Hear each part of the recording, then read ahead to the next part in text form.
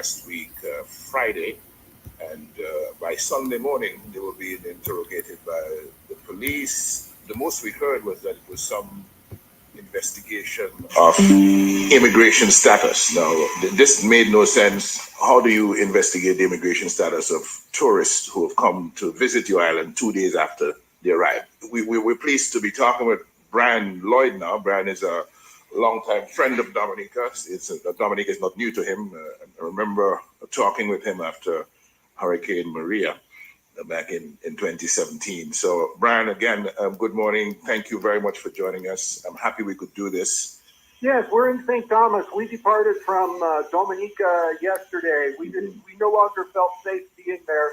So I felt a responsibility for the people who are with me, and so we departed to come up here where we felt more comfortable. Explain to the people of Dominica what really happened. We arrived on Friday. Mm-hmm. And when we arrived, the one unusual thing, I've been flying in since 2003 and flying into Canefield, so it is nothing new to me. The only thing that was unusual is that there was no immigration officer at the airport that day. And so we cleared customs and waited with customs, which had been contacted by immigration. I have a good friend there who helps me, Fiona and me. And she took our passports and fees down to the immigration office at Woodbridge, at the port of Woodbridge. And we were therefore cleared in by immigration at that time.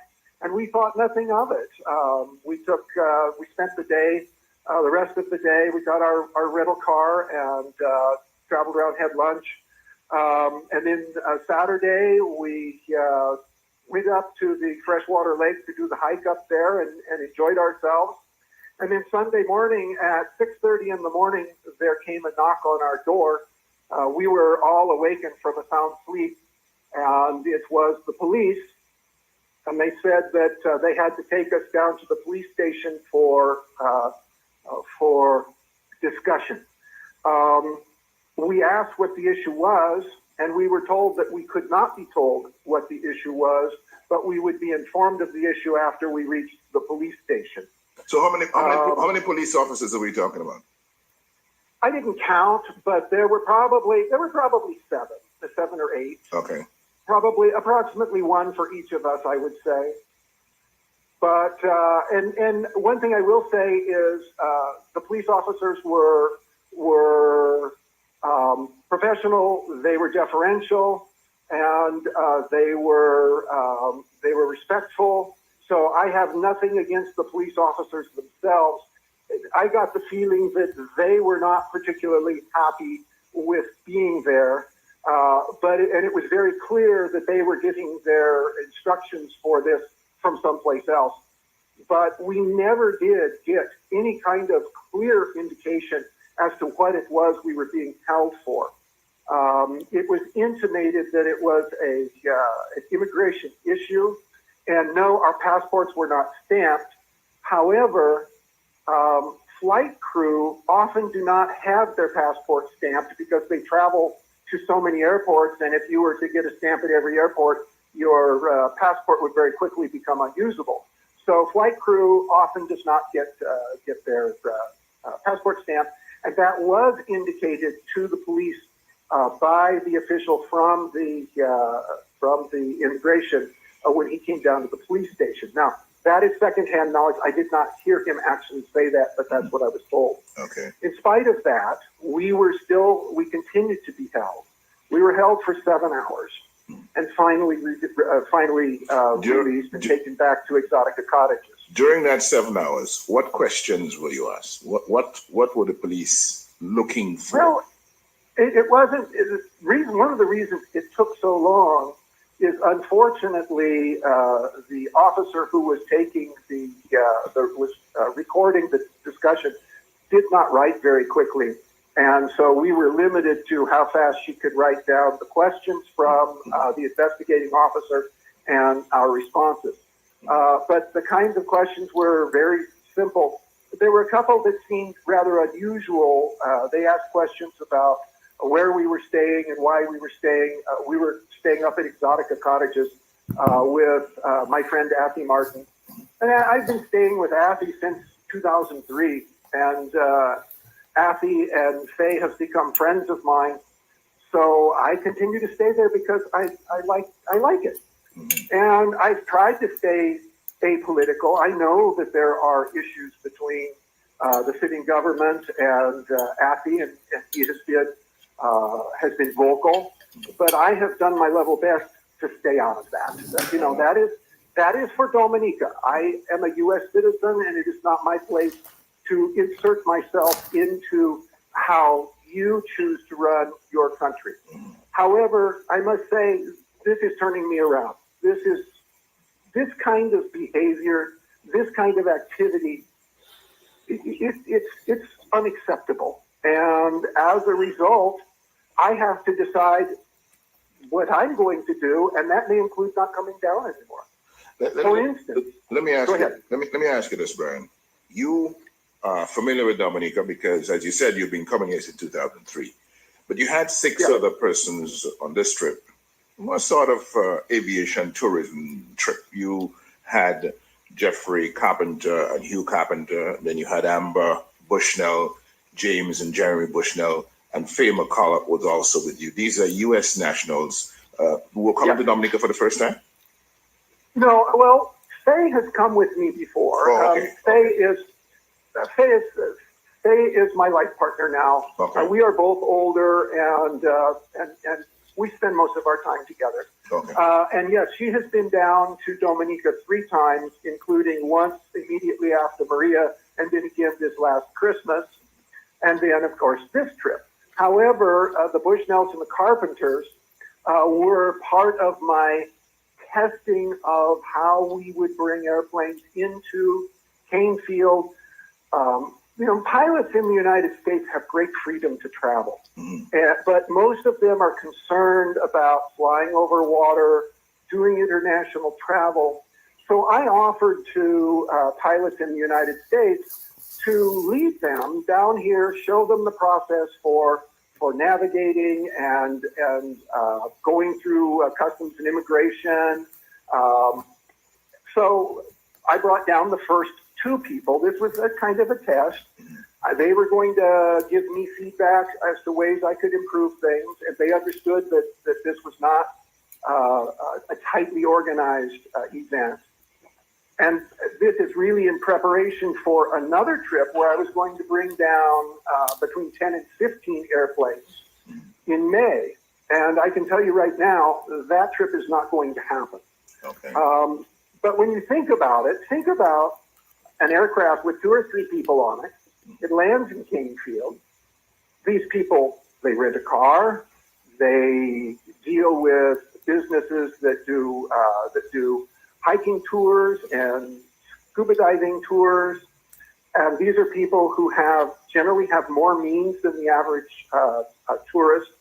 And they're going to bring $4,000 or $5,000 US dollars to your economy. And as far as I can tell right now, that's not going to happen. Okay. So that's a direct impact on your economy from this event. Now,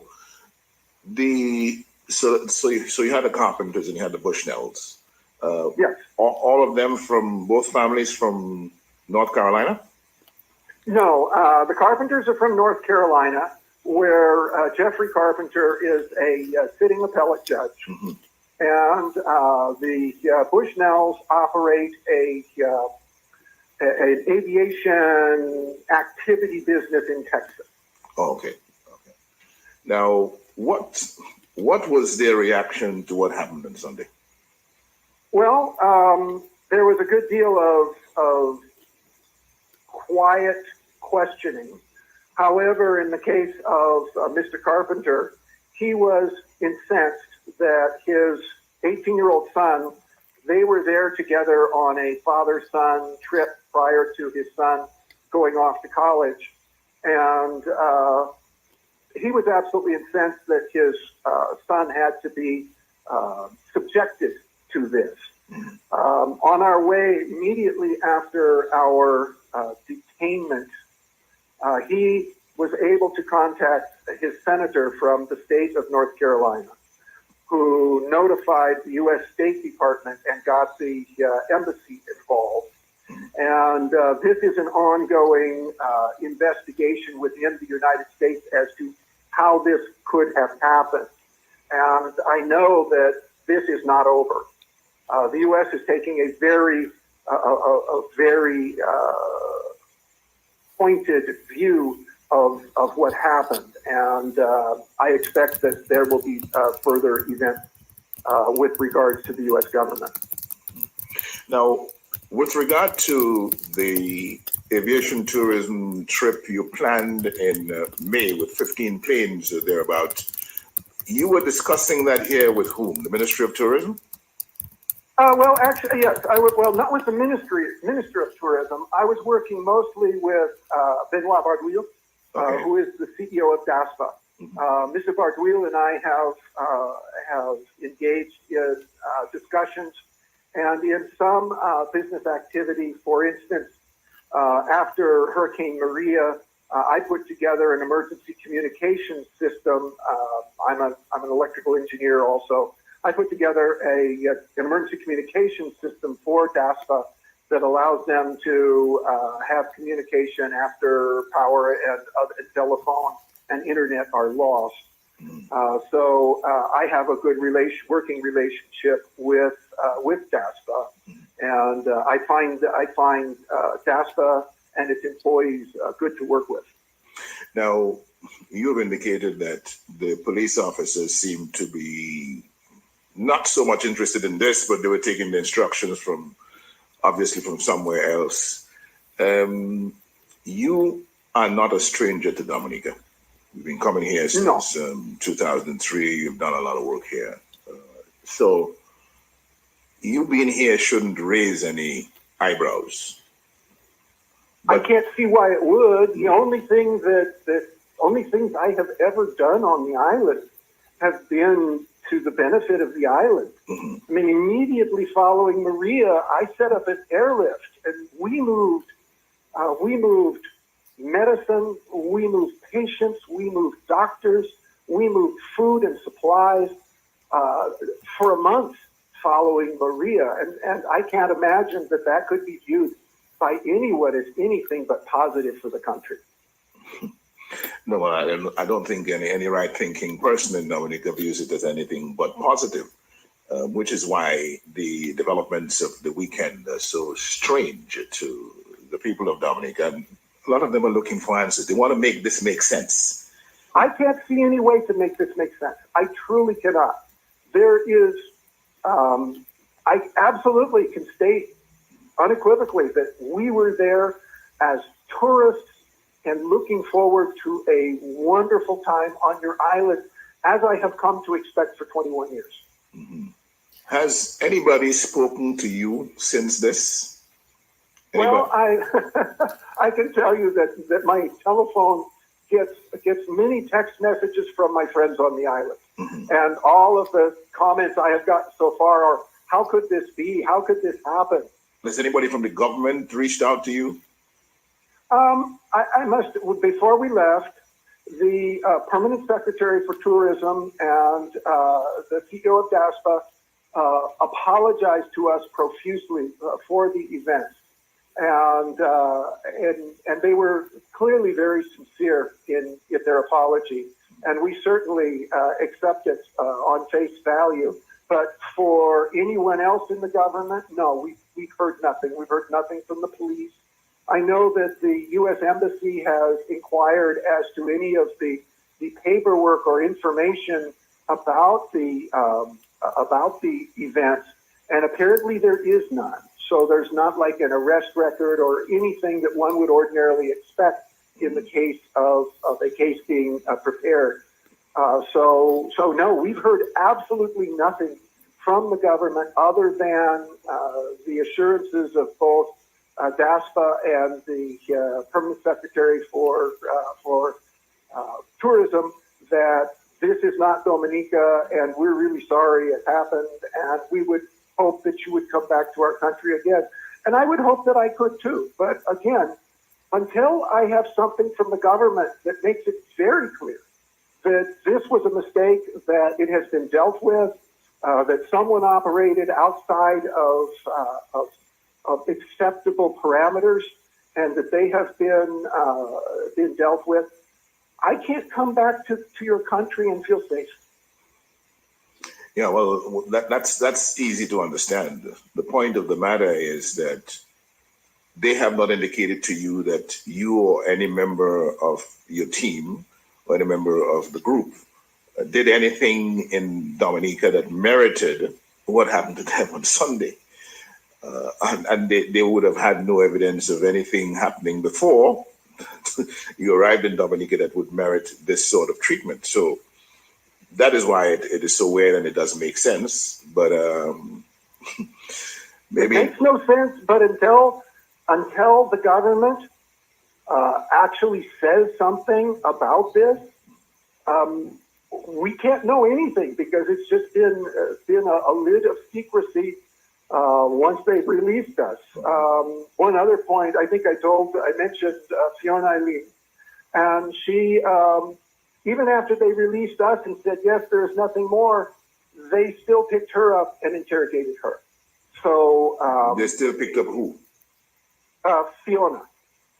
Oh, okay. She's a lovely lady. Has a son. She lives up in Stock Farm. I met her when I was here in 2010. My late wife and I came and did a summer school program and helped Gloria Walsh with her summer program for disadvantaged children. And then we ran a summer school program in Soufriere. 14 years ago.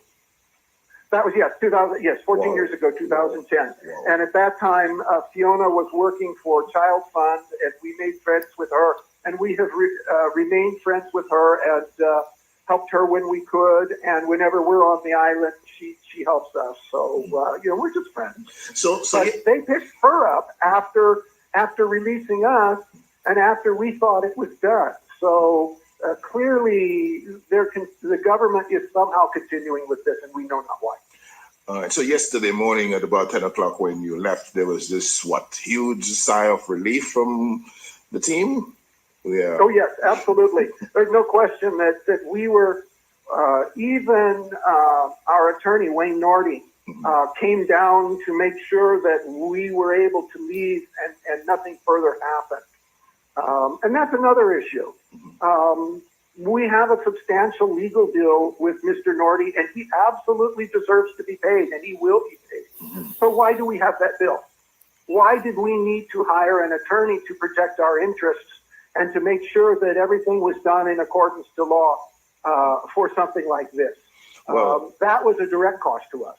It was a direct cost to you. So is there going to be action going forward that will allow those who are really responsible for your legal bill to pay the legal bill? I don't know. It's certainly something that we intend to pursue, because, there are 7 of us, and Mr. Nordy is a well-respected and well-known attorney, and he deserves to be paid his fee. But it's not an inconsequential fee. And so, yes, I think, frankly, the government should pay that fee for us. Right. But I do not expect to hear anything from the government. I really do not. Brian, I really, really empathize with you and your friends, the group that arrived here, hoping to have a wonderful time, and it turned out like that.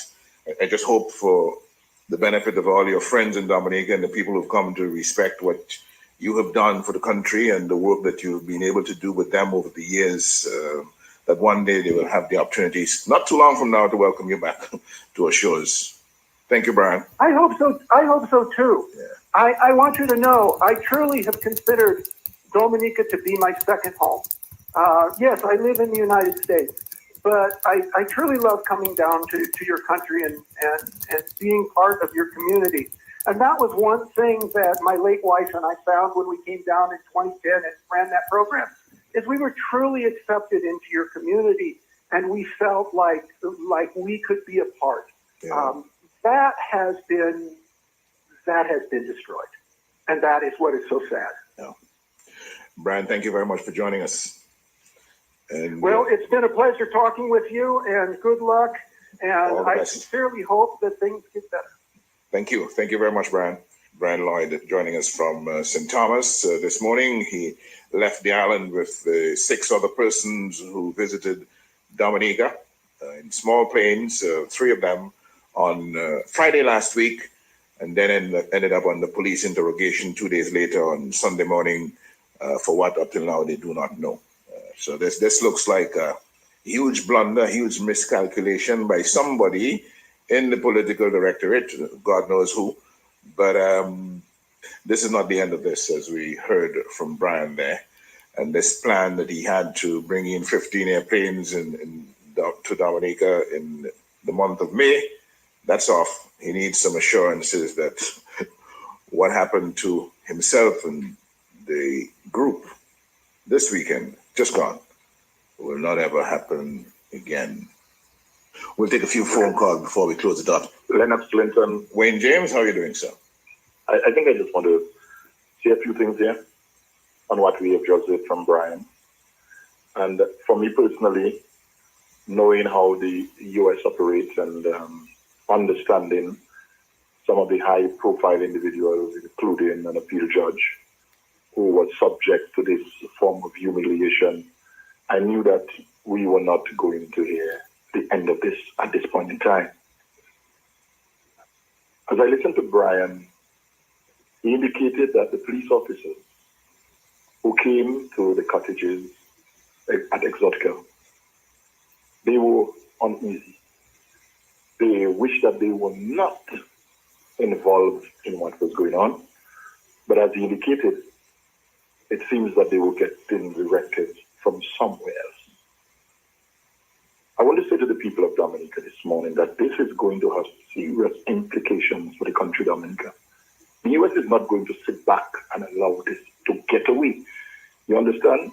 You heard the gentleman said that he had to get a lawyer, Mr. Wayne Nordies, to represent them.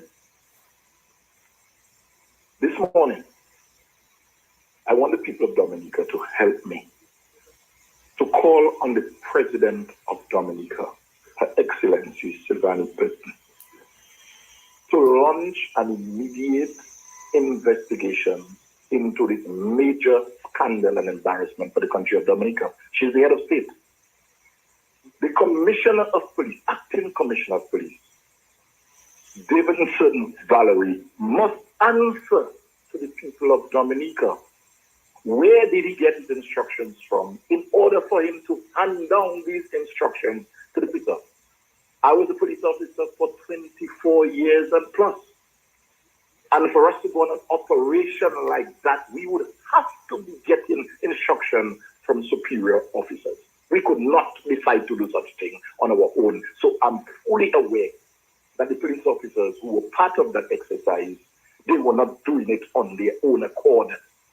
So we have to get down to the bottom of this. And Davidson Valerie has to answer to the people of Dominica. He's being paid by the people of Dominica. And as such, we cannot tolerate in this day and age. Is that what the gentleman just said? 15 aircraft, all of them with individuals, was planning to be here in May.